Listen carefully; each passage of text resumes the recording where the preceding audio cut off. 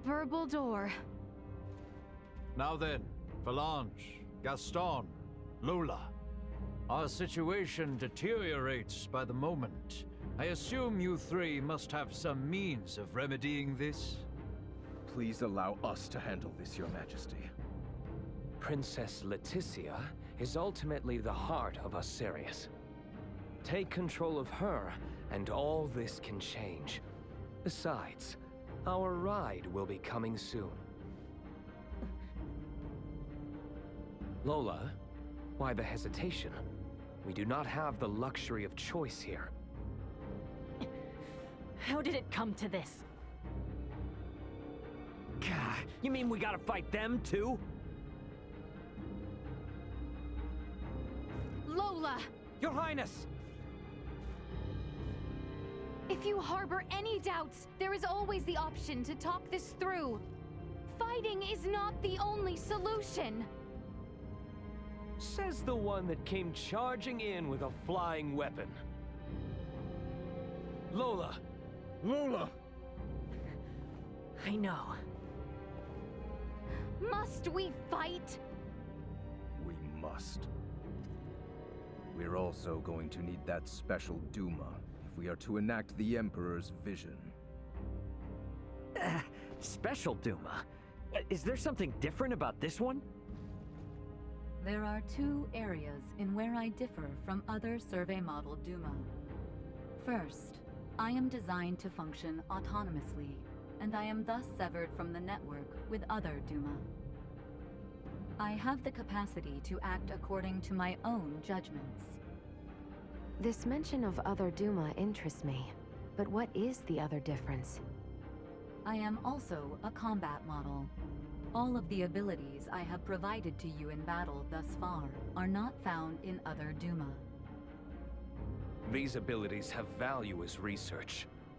Normally, Duma share their data amongst each other via the network, and their choices are dependent upon decisions made within that network. We are the ones who should be utilizing the powers of that Duma. I have no intention of aiding you. If you understand Duma, then you already know this. Which means we have to take what we want. Now, enough talk.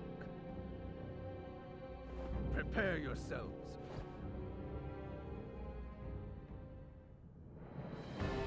Careful, everyone!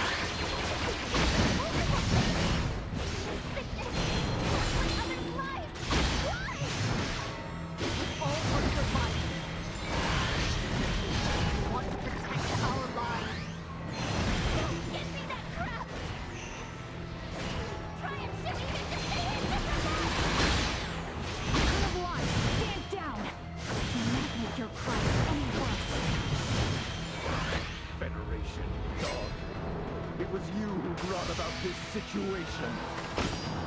Ridiculous! Lola, please! Listen to me! Shut up! Shut up!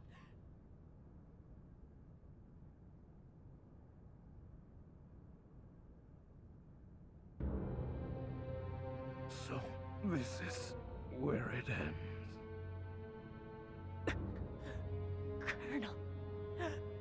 Colonel Velanj.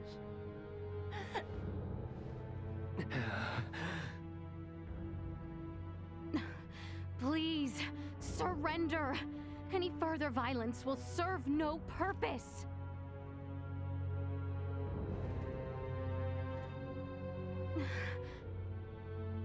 Magnificent. A fine display of the strong wills that drive you. I do believe I should like to test, through the Song of Steel, just how well those fierce wills of yours hold up to my own. Emperor Bohld'or, why? Surely there is no need to fight any longer. I do this precisely because there is a need. The peace of our world demands it. Father, it is over! The Empire is... Gerard, this is merely the beginning. Call this an empire though we may, in the end it comes down to the strength of one man. Bear witness to this truth now. Is there no other way? Relinquish your fears. Prove that you can bring me to my knees. We will acceleration.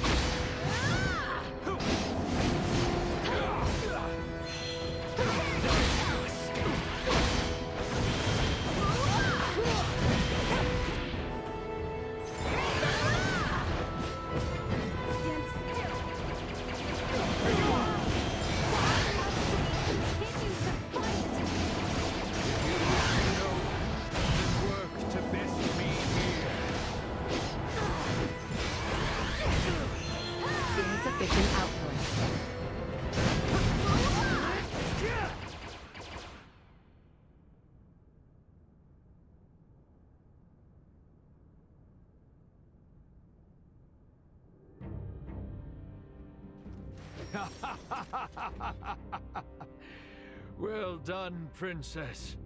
I see that I alone had no chance to be a match for you. Do you see now, Velanj? The Princess? No, the people of this world are of strong roots indeed. We didn't foresee the inhabitants of this world being so formidable. Even without Duma's abilities, we stood no chance. Colonel Velanj. The key is that Duma there. It's unlike any we've encountered, and far beyond our capabilities. We collected some valuable data. Where are you from, Duma? Just what do you all know about Duma? Scorpium. Engineered life forms. Scorpium. You are not familiar with them? They dwell amongst the stars. Wonderful beings capable of plucking all pain from this world and bringing about everlasting peace. As long as humanoids exist as they are now, their desired utopia will never exist. How simple. That's merely how you choose to see it, as an android from Bohld'or. What are you inferring? Perhaps it's best if you enlighten them yourself. Eh, Duma?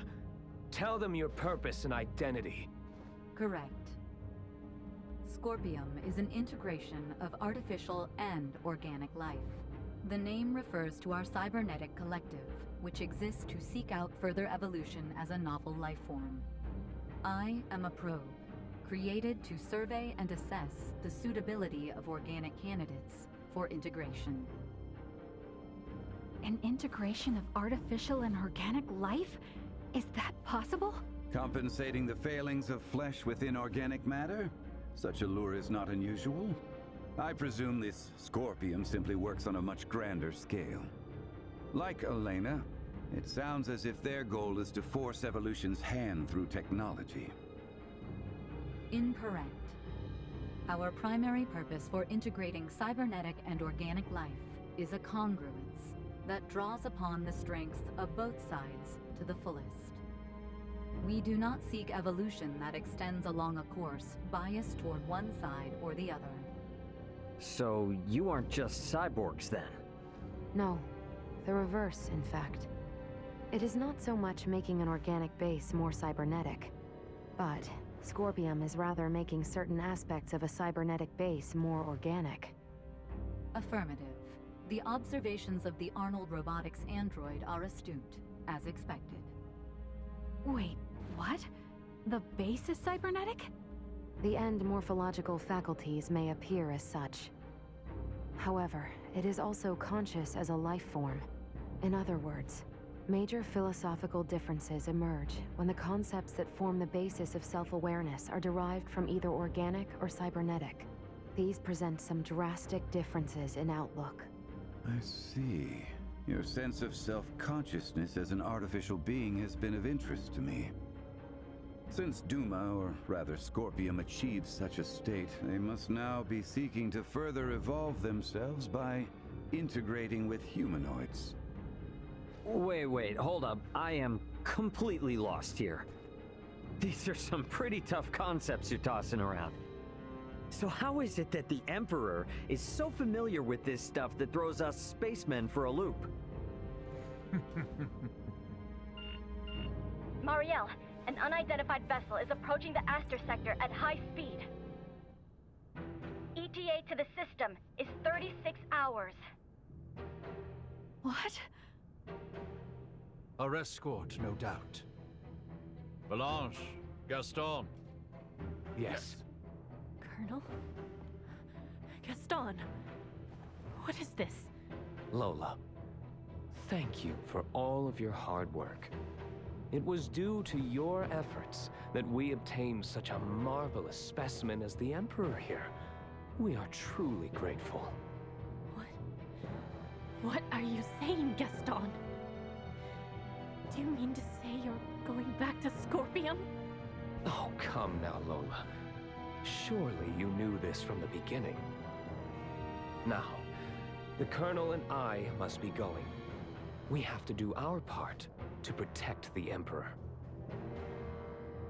Gerard, I leave this empire and world in your hands for the time being.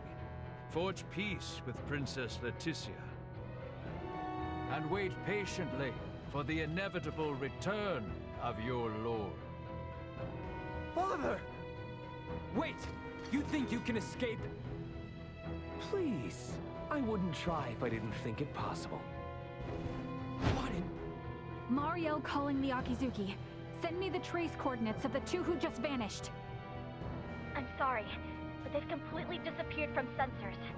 We can't track them. No. What now? Another ship is approaching from the opposite direction. Looks like it should be here in 48 hours. I've identified the ship. It's the Aldous, a Vergoldian merchant vessel. It's Antonio. Marielle, how about opening up a proxy channel with your ship? Copy that. Marielle to the Akizuki. Please open a channel to the merchant vessel Aldous as soon as possible. Once the channel is open, patch it through to Captain Raymond's universal device. Understood. Whenever you're ready.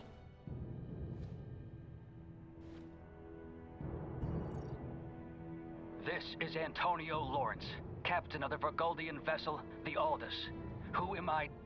Antonio! It's me, Raymond! Ray, is that really you? Why are you using a Federation frequency? It's a long story, but I've teamed up with a Federation officer. There's a Federation ship in orbit around Aster 4, but they are not hostile. I need you to focus your attention on the unidentified ship coming in from your opposite direction. I'll be in touch again once things calm down. Over. Wait, Ray! What nonsense are you talking about? Now, I take it we don't have any leads on where the Emperor and his friends ran off to. No, I'm afraid not. In short, this means we've won? It most certainly does not feel that way.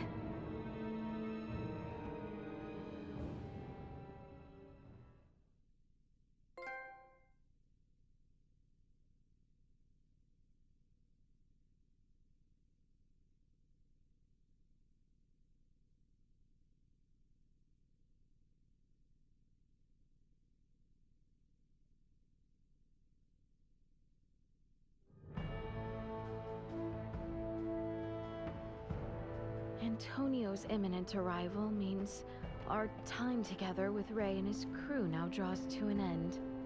Best be certain there are no matters to attend to before I head for the council chamber in the Basilica.